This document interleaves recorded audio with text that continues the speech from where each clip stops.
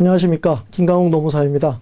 여러분과 함께 근로기준법에 대해서 같이 논의를 할 수 있게 되어서 대단히 기쁘게 생각합니다. 우리 근로기준법은 우리 근로자들에게 아주 중요한 법입니다. 이것이 우리 노사관계의 가장 기본적인 법이기 때문에 노사 모두가 이 근로기준법의 내용을 잘 알고 지켜준다면 아마 우리 사업장들 모두가 평화롭고 더 서로 신뢰할 수 있는 그런 분위기가 조성될 것으로 생각합니다. 근로기준법이 왜 이렇게 근로관계에 중요한 것인가 하는 것은 이 근로기준법이 탄생한 그 역사적 배경을 잠깐 참고해 보면 쉽게 알 수 있습니다. 17세기, 18세기 그 영국에서 이 탄광에서 사장들이 15세 미만의 소년들만 채용을 하려고 공고를 낸 적이 있습니다. 왜 이렇게 15세 미만의 소년들만 모으려고 했을까요? 얼른 생각하면 임금이 싸니까 그럴 거라고 생각할 수 있지만 그 당시는 성인들에게도 많은 돈을 줄 때가 아니기 때문에 이 15세 미만의 소년들만 모으는 데는 좀 특별한 이유가 있었습니다. 제가 그 탄광이라고 말씀드렸죠. 그러니까 탄광에서 어른을 뽑는 것보다 이런 소년들을 뽑는 것이 이 갱도를 파는데 크게 안 파도 된다는 것입니다. 어른들 같으면 이만한 걸 파야 될지 모르지만 소년들은 몸집이 작으니까 이 정도만 파면 된다는 거죠. 그러면 이 갱도를 유지하는 안전 유지 비용들이 절감될 수 있다는 건 분명한 사실입니다. 사용자로 봐서는 비용이 절감된다. 이건 바로 이윤이 늘어난다는 걸 의미하니까 자본주의 초기에서는 바로 이런 식으로 근로자들을 사용하려고 했던 것입니다. 자, 그러면 생각해 보십시오. 이 15살 미만의 소년들이 이런 탄광 같은 데서 하루에 12시간 이상씩 일을 합니다. 임금은 어떻게 줍니까? 뭐 새끼라도 좀 충분히 먹을 수 있도록 주면 좋을 텐데 그렇지는 않습니다. 한 2끼 정도 먹을 정도 이런 식으로 줍니다. 그러면 이런 어린 소년들이 이런 어려운 환경에서 장시간 동안 또 적은 임금으로 일을 하다가 이들이 성인이 되어서 사회에 나오게 된다면 어떤 상황이 벌어지겠습니까? 아마 그 사회가 결코 건전하고 건강한 사회라고 할 수가 없을 것입니다. 바로 이 점을 이 국가에서 관찰한 것입니다. 그래서 국가에서 지켜보니까 만약 이런 식의 근로 환경이 조성된다면 결국 그 사회가 건전하게 발전하지 못한다는 것을 알게 되었습니다. 그래서 국가가 이제 여기에 대해서 간섭을 하기 시작합니다. 탄광에는 15세 미만의 소년들이 들어갈 수 없다. 즉 18세 이상은 되어야 한다. 탄광에서 12시간씩 일하면 안 된다. 10시간 이하로만 일해야 된다. 2끼분의 임금을 줘서는 안 되고 적어도 3끼분은 주어야 한다. 하는 식으로 법들을 만들기 시작한 것입니다. 그러니까 바로 이런 법들이 이렇게 근로자를 보호해 주려고 하는 법들이 바로 우리 근로기준법의 초기 역사라고 볼 수 있습니다. 그래서 여기 잘 보시면 이 국가가 바로 건전한 사회를 발전시키기 위해서 필요한 최소한의 조건을 만들어줘야 되겠다고 생각해서 법을 만들고 그 법을 어기는 사용자들을 처벌하겠다, 제한하겠다라는 방식으로 근로기준법이 시작되었다는 것을 알 수 있습니다. 그러므로 근로기준법은 이러한 우리 인간으로서의 소년이든 어른이든 그 인간으로서의 존엄성 그리고 가장 기본적인 생활을 유지할 수 있는 그런 조건을 가져야 한다는 것이 바로 그것이 전체 사회적인 입장에서 볼 때도 유익한 것이라는 점을 알고 시작된 법이라는 것입니다. 그러므로 우리 헌법에서도 이 근로기준법에 대해서는 헌법적으로 이렇게 표현하고 있습니다. 거기 교재 1페이지에 보시면 헌법 제32조 3항의 조건, 즉 근로조건의 기준은 인간의 존엄성을 보장하도록 법률로 정한다. 라는 이 규정에 의해서 우리 근로기준법이 만들어졌다는 점을 지적하고 있습니다. 그러므로 근로기준법은 이 인간의 존엄성과 인간다운 생활을 보장할 수 있는 그러한 요건을 만들어주는 것이기 때문에 정말 모든 사업장에서 이 근로기준법만 제대로 지켜진다 하더라도 정말 근로자들에게는 일할 만 나는 그러한 직장이 될 수 있을 것이고 사용자들로서는 아주 그 신뢰받을 수 있는 근로자들과 함께 즐겁게 일할 수 있는 사업장이 될 것으로 생각합니다. 그래서 이번 이 근로기준법 강의를 통해서 우리가 이 근로기준법에서 지켜야 될 요건들이 구체적으로 어떤 것들이 있는지 서로 잘 아시고 이러한 것들을 지켜나가신다면 훨씬 더 즐거운 직장 생활을 할 수 있을 것으로 생각하는 것입니다. 방금 말씀드린 대로 이 근로기준법은 근로자들의 인권 또 기본적인 인간다운 삶 이것을 보장하기 위한 법이라고 했습니다. 그러므로 특별히 이러한 인권을 보장해주는 근로기준법의 부분이 있는데 이것을 이제 노동헌장이라고 얘기를 합니다. 다시 말해서 노동헌장이라는 표현은 바로 근로자들의 기본적 인권을 보장해주기 위한 근로기준법의 몇 가지 조항들을 말한다 하는 것으로 정리하시면 되겠습니다. 그래서 교재 2페이지에서부터 그 노동헌장에 대한 설명이 나오고 있습니다. 노동헌장의 중요한 몇 가지가 우리가 5가지를 생각해 볼 수 있겠는데요. 첫 번째, 차별 대우 금지. 두 번째, 강제 근로 금지. 세 번째, 폭행 금지. 네 번째, 중간 착취 금지. 다섯 번째, 공민권 행사의 보장. 과 같은 이런 5가지 조항들이 바로 이 노동헌장, 즉 근로자의 인권, 기본적 인권을 보장해 주기 위한 근로기준법의 조항이라는 점을 기억하시면 되겠습니다. 차별대우 금지라는 것은 남녀와 같은 성 또는 어떤 종교나 신앙과 같은 또 정치적 신념과 같은 어떤 그런 사상적인 차이에 있어서의 차별, 그 다음에 사회적 신분에 의한 차별, 그러한 것들을 우리 근로조건에서 차별을 두어서는 안 된다라고 하는 것입니다. 또한 강제근로금지는 근로자를 협박하거나 폭행하거나 감금해서 하기 싫은 억지로 일을 시키는 그러한 일은 있을 수 없다는 것입니다. 그 다음에 이 폭행금지, 근로자가 혹시 잘못했더라도 사용자가 거기에 대해서 적당한 징계를 할 수는 있겠습니다만 실질적으로 그 육체에 신체에 어떤 물리적인 압력을 가하는 그러한 폭행은 행사할 수 없다는 것입니다. 최근에 일부 사업장에서 파업을 하는 근로자들과 또 회사가 동원한 용역 직원들 사이에서 이렇게 폭행이 일어나면서 커다란 무리가 빚어진 걸 볼 수 있는데, 정말 이 근로기준법에 나오는 이 노동헌장 조항, 사업장 내에서는 어떤 이유로라도 이 폭행이 있어서는 안 된다 하는 걸 서로가 좀 이해했더라면 그런 사태까지는 가지 않았을까 하는 그런 생각에서 좀 안타까운 마음이 듭니다. 그 다음에 이 중간 착취 금지라는 게 있습니다. 다른 사람의 취업에 개입해서 중간에서 이득을 얻는 그런 행동들은 법에서 금지하고 있습니다. 그래서 특히 보시면은 요 3가지, 2번, 3번, 4번, 요 3가지의 조항은 근로기준법에서 가장 무거운 처벌을 받습니다. 이러한 행동을 하는 경우 5년 이하의 징역에까지 처해질 수 있는 그러한 아주 악랄한 범죄 행위로 보고 있기 때문에 우리 사업장에서는 결코 이런 일이 있어서는 안 되겠습니다. 5번째, 이 공민권 행사 보장이란 건 근로자들이 어떤 선거권을 행사하든가 근로자들이 최근에 뭐 지방자치의원이라든가 이렇게 어떤 그 자기의 공의 직무를 수행하는 그런 경우들이 좀 늘어났기 때문에 그런 일들을 수행하는 데 있어서 그 시간들을 적절하게 보장해 줘야 된다라고 하는 걸 볼 수 있습니다. 최근에 우리 근로자들 중에 일부가 선거날에 선거를 할 수 없다라고 이렇게 어려움을 호소하는 걸 볼 수 있는데, 사실은 이 공민권 행사 보장이라는 근로기준법의 조항만 제대로 지켜준다면 그러한 어려움은 얼마든지 막을 수 있을 것입니다. 이러한 5가지 조항을 우리가 노동헌장이라고 한다는 점을 다시 한번 기억해 두시고 그 자세한 내용들은 교재를 통해서 보충하시기 바랍니다. 교재에는 언급하지 않았지만 취업방해 금지라고 하는 내용이 나중에 나옵니다. 그래서 이 취업방해 금지도 어떤 면에서는 이 근로자의 직업 선택의 자유를 보장해주는 매우 중요한 조항이기 때문에 그것도 일종의 노동헌장의 조항의 하나로 포함하실 수도 있겠습니다. 자, 그럼 이렇게 노동헌장을 이제 이해하고 나면 우리 근로관계가 이끌어져 가는 이 근로계약이라는 것이 무엇인가 하는 것을 좀 생각해 봐야 되겠습니다. 사실 이 근로기준법에서 이 근로계약이라고 하는 것, 이것이 가장 기본적인 것이고 가장 중요한 것입니다. 지금 제 강의를 들으시는 여러분들 대부분이 아마 회사하고 근로계약을 맺으셨을 겁니다. 그렇죠? 근로계약을 체결하셨다는 것은 분명한데 어떠세요? 근로계약서 갖고 계십니까?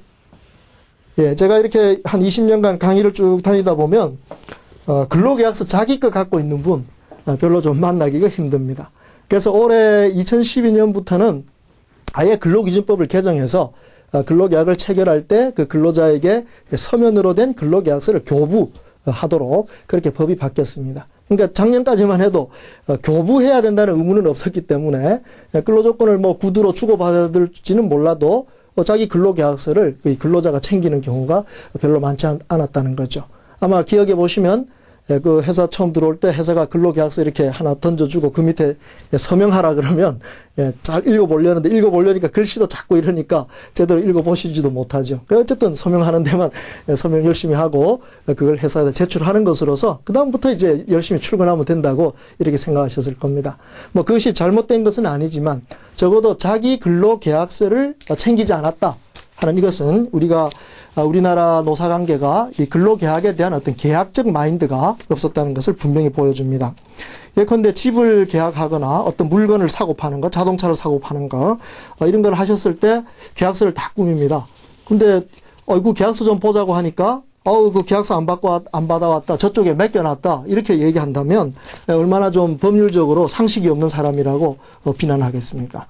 근데 놀랍게도, 우리 근로계약에 관해서는 한 90% 이상이 자기 근로계약서를 갖지도 않고 내가 근로계약을 맺었다라고 얘기하니까 잘 생각해 보시면 이게 어느 정도 문제가 있다는 점을 알 수 있습니다. 그러므로 이제 이 시간을 통해서 이 근로계약이라는 게 뭔가 하는 걸 좀 정확하게 이해하시고 이 근로계약대로의 의무와 권리 관계를 우리 노사관계에 이제 실천해 나간다면 아마 노사 간의 분쟁도 많이 예방될 수 있고 또 혹시 분쟁이 생기더라도 얼마든지 원활하게 해결할 수 있는 실마리가 될 것입니다.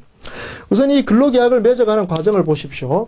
아마 회사가 채용하겠다는 광고를 내고 나서 그것이 이제 결정이 되게 되면 보통 이제 근로계약을 바로 체결하는데 요 바로 체결하는 요 과정이 언제나 똑같이 같지는 않습니다. 체결한 다음에 바로 배치되는 것이 아니라 이 시용기간이라고 하는 이런 기간을 두거나 또는 수습기간이라고 하는 기간을 두는 경우가 볼 수 있습니다.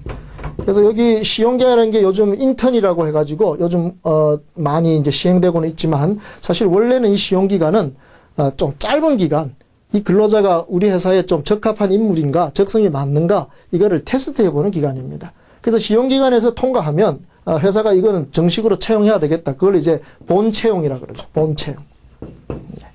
그래서 이제 본채용 가기 전에 잠깐 써본다라고 하는 의미에서 이제 시용이라고 하는 것입니다. 그러니까 아직 본채용이 되기 전에는 정확하게 근로관계가 맺어졌다라고 말하기는 좀 어렵습니다. 그래서 본채용을 안 하겠다라고 회사가 결정할 수 있습니다. 거부한다고 하는데요. 그 거부하는 이유는 일반적인 해고의 이유보다는 조금 폭이 넓다는 점 알아두시면 되겠습니다. 그런데 수습기간이라는 표현을 쓰게 되면 이거는 의미가 완전히 달라집니다. 수습기간은 이 본채용은 이미 됐다고 보는 겁니다. 채용이 완전히 이루어지고 난 다음에 회사에 필요한 어떤 능력을 훈련시켜주는 그러한 과정이 바로 수습기간입니다. 그러니까 시용기간인가 수습기간인가가 근로계약서에 명백하게 나와 있음으로 해서 서로 간에 오해가 없도록 하실 필요가 있겠습니다. 그래서 여기 교재 12페이지부터 보시면 바로 이런 시용기간이나 수습기간의 의미가 무엇인지 그것의 법률적인 효력이 어떻게 진행되는지를 좀 더 자세하게 설명해 두었으니까 그 점을 참조하시기 바랍니다. 이제 이 근로계약에서 가장 중요한 것은 이 근로계약이 사실 어떤 과정에 의해서 만들어져 가는가 하는 것입니다. 즉 근로계약의 내용이 무엇인가 하는 점이죠. 이 점이 매우 중요하기 때문에 교재 19페이지에 보시면 하나의 도표가 나와 있는 걸 보실 수 있을 겁니다. 아마 근로계약이라는 내용을 들으시게 될 때 항상 이 도표를 기억하시고 이 도표를 정확하게 이해하실 수 있게 되면 아마 우리 노사관계에 근로계약을 중심으로 해서 서로 정말 의무를 잘 이행하고 권리를 주장하는 그러한 멋진 아주 합리적인 그러한 노사관계가 만들어질 것으로 생각합니다. 이 점을 좀 자세히 살펴보도록 하시겠습니다.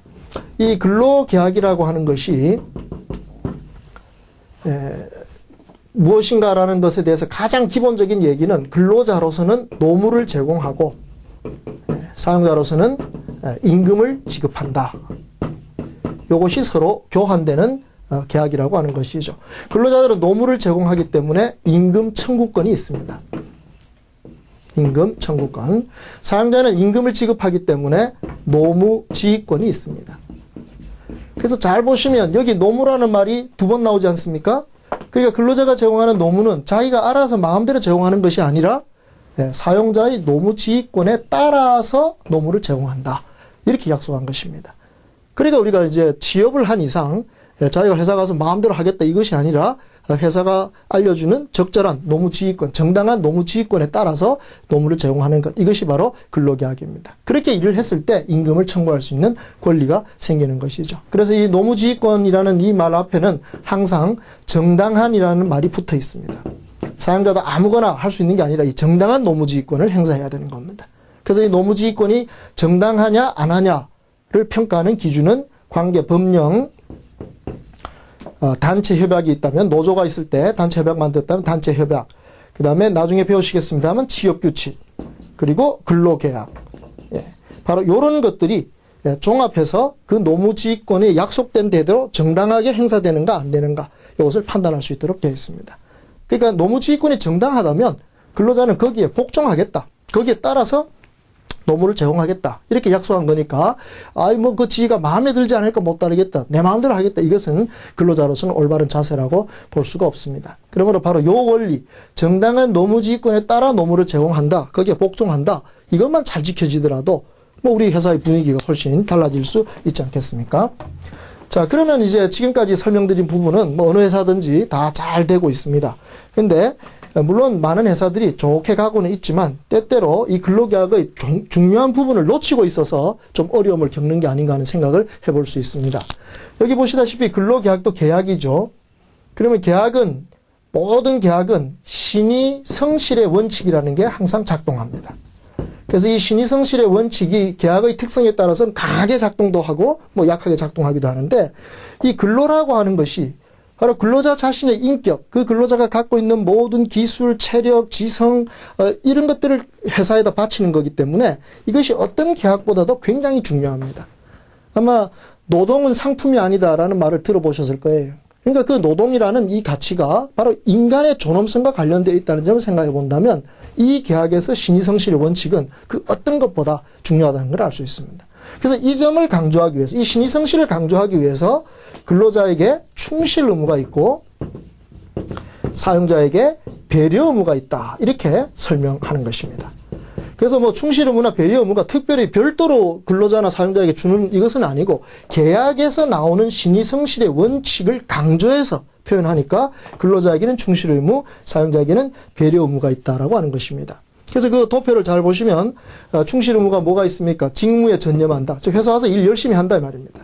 그 다음에 회사의 비밀을 지켜준다, 비밀을 준수합니다.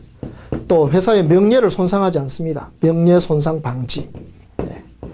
또 어떤 상황이 발생했거나 자기 신분에 변동이 있다면 회사에 알려준다고 하는 고지. 바로 이런 내용들인데 이게 무슨 특별하게 근로자에게 어려운 의무를 새로 지운 건 아니지 않습니까? 이미 다 잘하고 계시는 거고. 그렇지만 이걸 다시 한번 정리해 보면 근로계약에서 근로자들은 회사 와서 열심히 일하는 게 정상적이고 회사의 비밀을 지켜주고 회사의 명예를 손상하지 않는다라고 하는 것이 근로자의 중요한 신의성실의 원칙에서 나온 의무라는 점을 이해하실 수 있습니다. 그러면 사용자에게 주어지는 이 배려 의무는 어떤 내용입니까? 맨 처음에 중요한 게 제일 첫 번째로 생명을 보호해야 합니다.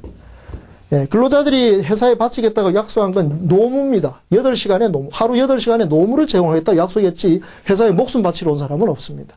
그러므로 사용자가 근로자들이 회사에서 안전하게 일할 수 있도록 이 생명을 보호해주는 그러한 배려 의무를 제일 먼저 지켜야 됩니다. 극단적인 얘기했습니다만 이런 경우 어떨까요? 회사가 불이 났어요. 공장에 불이 났어요. 그럼 사장님이 어떤 명령을 내려야 정상적입니까? 불 끄라가 아니고 대피하라, 이렇게 해야 이게 바로 배려 의무에서 나오는 정상적인 명령인 겁니다. 불 끄라, 불을 안 끄면 나중에 징계하겠다, 이런 식의 사장님이라면 상당히 곤란합니다. 근로계약을 제대로 모르시는 거죠. 물론 우리 근로자들은 그런 명령이 내리기도 전에 이미 거기 불 끄러 들어갈 겁니다. 왜 그러죠? 바로 평상시에 사장이 이 배려 의무를 잘 이행해 주니까 이게 바로 우리 회사, 내 공장, 내 회사, 이런 느낌을 갖기 때문에 그런 위급한 일이 벌어졌을 때 자기 생명을 아끼지 않고 몸을 바쳐서 일을 하는 것입니다. 그래서 평소에 이 배려 의무를 잘 지켜주는 것, 이것이 굉장히 중요한 겁니다. 그 다음에 이 생활을 지원해주는 의무가 있습니다. 여러분이 잘 아시다시피 각 회사마다 여러 가지 복리후생 제도가 있지 않습니까? 바로 그런 복리후생 제도, 회사의 능력에 맞게 그런 복리후생 제도를 다양하게 만들어서 근로자를 지원해 주려고 하는 것은 바로 자기의 인생을 이 회사에다 바치는 이 근로자들을 위해서 사용자가 배려해 주는 그러한 내용을 알려주고 있는 것입니다. 그래서 이 생활 지원의 의무가 있습니다. 최근에 중요한 배려 의무의 한 가지는 성희롱을 예방하는 것입니다. 여성 근로자들이 회사에 와서 만약 성희롱을 당한다고 생각해 보십시오. 그건 마치 생명을 위협당하는 거나 마찬가지입니다. 그러므로 생명보호의 차원에서라도 여성 근로자들이 성희롱에 시달리지 않도록 예방하고 교육하고 또 성희롱 가해자에 대해서는 엄중하게 징계하는 이러한 책임들이 사용자에게 있습니다. 그것이 사용자의 배려 의무에 들어갈 수 있는 것입니다. 그래서 이렇게 보시면 근로계약의 내용이 이제 다 나왔죠. 여기를 주된 내용이라고 우리가 표현을 합니다. 그래서 주된 내용은 노무를 제공하고 임금을 지급하는 것이 서로 교환되는 것입니다. 그 다음에 여기 신의성실의 원칙이 적용되는 부분을 부수적 내용이라고 합니다.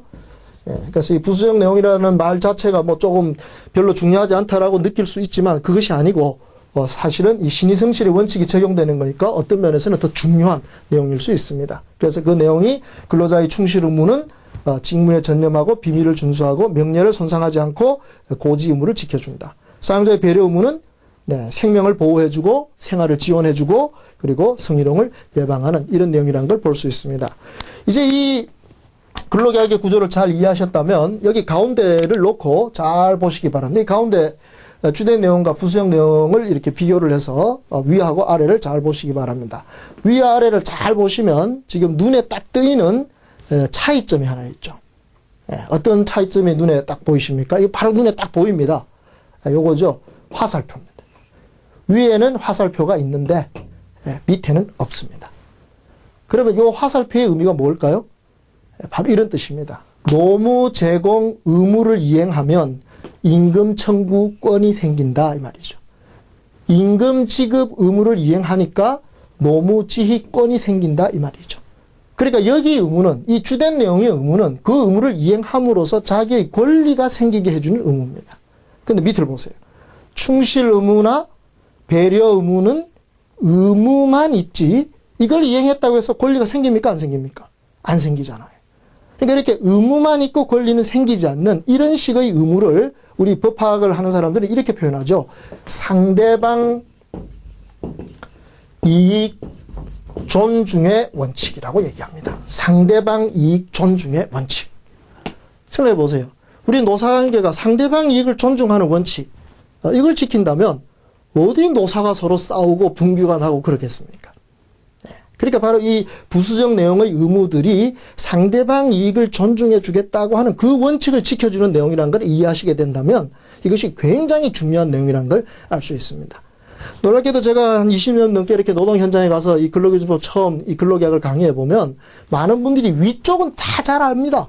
다 잘 알고 계신데 밑에 이런 내용이 있다는 걸 정리를 못하고 계세요. 제대로 이해를 못하고 계시다 보니까 그냥 주로 자기 권리를 우선하는 식으로 다툽니다. 근로자들은 노조를 통해서 임금 청구권을 키우겠다고 생각하죠. 사용자들은 자기 노무지휘권만 강화하겠다고 합니다. 그래서 이렇게 권리가 충돌하니까 그게 서로 간에 어려울 수밖에 없습니다. 그러나 우리가 근로계약을 제대로 이해하셨다면 이 근로계약은 의무가 먼저라는 걸 이해하실 수 있습니다. 특히 어떤 의무죠? 이 상대방 이익을 존중하기 위한 충실 의무와 배려 의무 이것을 서로 먼저 이행해주고 그리고 이제 자기 권리를 주장한다면 노사 간에는 아무런 문제도 없이 서로 아주 합리적으로 노사관계를 끌어갈 수 있습니다. 제가 이 부수적 내용이 아주 중요하다는 점을 다시 한번 강조해 드리기 위해서 약간 이런 예를 한번 들어보겠습니다. 아마 어떤 경우 노조가 있는 회사라면 때때로 파업이라는 게 일어날 때가 있습니다. 흔히 보고 있습니다. 그럼 파업이 일어났을 때 근로계약은 어떻게 되죠? 종료합니까? 그렇지가 않죠. 파업이 일어났을 때 근로계약은 정지한다라고 말을 합니다. 그러면 근로계약의 어디가 정지합니까? 바로 이 주된 내용이 정지한다 이 말입니다. 주된 내용이 정지합니다. 그러니까 근로자들은 노무를 제공하지 않죠. 마찬가지로 사용자는 임금을 지급하지 않습니다. 소위 말하는 노워크 노페이 원칙이라고 하는 것입니다. 그런데 놀랍게도 파업 중에 근로계약이 정지되는 부분은 주된 내용입니다. 그렇다면 당연히 부수적 내용은 파업에 들어갔어도 그대로 살아 있습니다. 근로계약이 존속하고 있으니까. 그럼 어때요? 여기 근로자의 직무 전념 의무 이거는 필요 없죠. 노무를 제공 안 하니까 이거는 뭐 의미가 없습니다만 나머지 비밀을 준수한다, 명예 손상하지 않는다 이것들은 다 그대로 살아 있다는 겁니다. 노조가 파업 들어갔다고 회사 비밀 팔아먹겠습니까? 그렇지 않지 않습니까? 마찬가지로 노조가 파업에 들어갔다고 해서 회사의 명예를 손상하는 방법으로 파업을 한다는 건 그건 근로계약을 올바로 이해하지 못한 것입니다. 지금은 뭐 보기 힘들어졌습니다만 전에 80년대 말 90년대에 그 노조가 파업할 때 보면 어떻게 합니까? 회사 담벼락에 그냥 시커먼 페인트로 사장 욕을 막 써놓습니다. 아마 그런 노조의 그 파업 방식은 이런 근로계약을 제대로 이해하지 못한 방식이라고 볼 수 있습니다. 마찬가지로 사용자의 배려 의무는 근로자가 파업에 들어가서도 그대로 살아 있습니다. 파업 들어간 근로자가 뭐 섭섭하겠지만 그렇다고 해서 그 생명을 보호할 의무가 사용자에서 없어지지 않습니다. 그런데도 불구하고 파업하는 근로자들을 두드려 패라고 용역 깡패들을 동원한다. 예, 그런 사용자들은 바로 이 근로계약을 제대로 이해하지 못한 것이 분명한 것입니다. 그러므로 파업에 들어갔다 하더라도 이 서로 간의 충실 의무와 배려 의무를 지켜주기만 한다면 정말 서로의 상대방의 이익을 존중해 준다는 이 원칙이 작동하기 때문에 파업이 격렬해진다거나 또는 오래 가지는 않을 것입니다. 그래서 어떤 면으로 보든 평상시에도 이 부수적 내용을 잘 지켜주고 만에 하나 혹시 파업에 들어가더라도 저런 부수적 내용이 있다는 걸 서로 이해하고 지켜만 준다면 노사관계는 언제든지 원만하게 합리적으로 끌어갈 수 있다는 것이 분명합니다. 그래서 이 근로계약에서 바로 이 교재 19페이지에 나오는 이 근로계약의 내용, 이 의미를 잘 이해하시고 앞으로 우리 회사 생활을 해 가신다면 아마 노사 모두가 서로 평화롭고 합리적인 노사관계를 가져갈 수 있을 것으로 생각합니다. 이번 제1강에서는 그 노동 현장이 우리 근로자들의 기본적 인권을 보장하기 위한 것이기 때문에 서로 잘 지켜야 된다는 점 꼭 기억해 주시기 바라고요. 그 다음에 더 중요한 것으로서 이 근로계약의 내용을 노사 모두가 잘 이해함으로써 먼저 의무를 이행하고 그 다음에 자기 권리를 주장하는 그런 태도를 가질 때 우리가 노사 평화를 누릴 수 있다는 이 점을 꼭 기억해 주시기 바랍니다. 그러면 제2강에서 다시 만나 뵙도록 하겠습니다.